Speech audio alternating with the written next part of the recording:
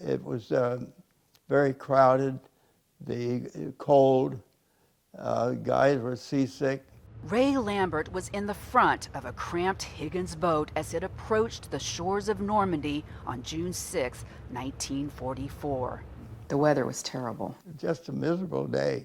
He was 23 years old, a hardscrabble country boy from Alabama turned Army medic. He and his brother Bill enlisted in the war and both were heading to Omaha.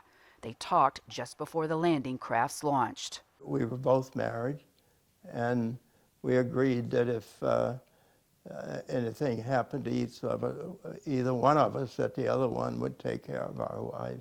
And I had a son that I'd never seen. The greatest sea-land duel in history. The horror of that day began well before Lambert's boat reached the shore. He could hear the bullets. As we got in close enough, we could see dead guys on the beach. It is an infantryman's nightmare. Lambert took a bullet through the elbow just as the landing craft's ramp opened to deposit the men. He didn't stop. There was a guy just to my right that was obviously drowning. He had all his equipment on. That was the first person that I helped. Lambert saved at least 15 men on D-Day, pulling many of them to shore and seeking shelter behind a large rock. How did you keep going? You really didn't have a choice there. You either drown or you move forward.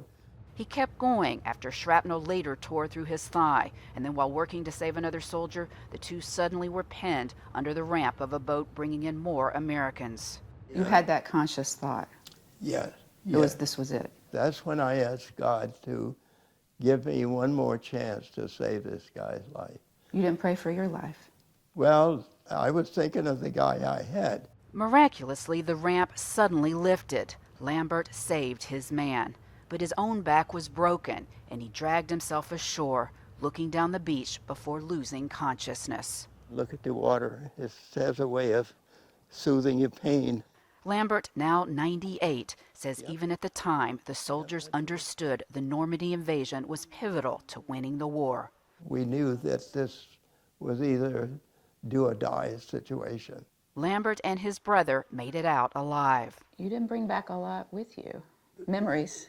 The front room in Lambert's North Carolina home is where he keeps pictures and awards. Most of what he had during the war was lost in battle, but he doesn't need objects to remember. There's hardly a day goes by that I haven't thought of some soldier or some incident that happened.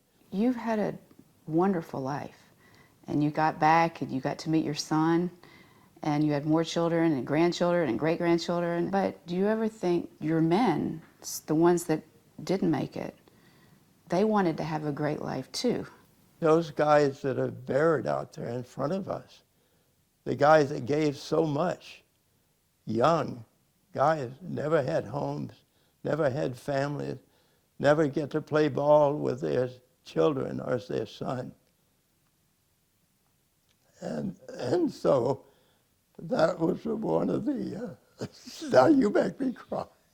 Lambert has gone back to Omaha several times since that day 75 years ago, and the rock where his men took shelter has been named Ray's Rock. He's been reluctant to share his story until now. I felt, that someone would say, gee, Ray thinks he was a great hero or something like that. I'm not. I'm a veteran. He decided to speak for his fellow soldiers who no longer can.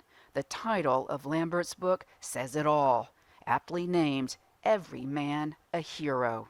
When we were talking about a name for the book, and the name came up, Ray Lambert, the hero. And so I said, no, every man is a hero, not me. Now Lambert came home to his wife, met his 3-year-old son. He built a successful business. He's got a loving extended family. But he said not a day of his life has gone by that he doesn't think of June 6, 1944. Jan Crawford, CBS News, Washington.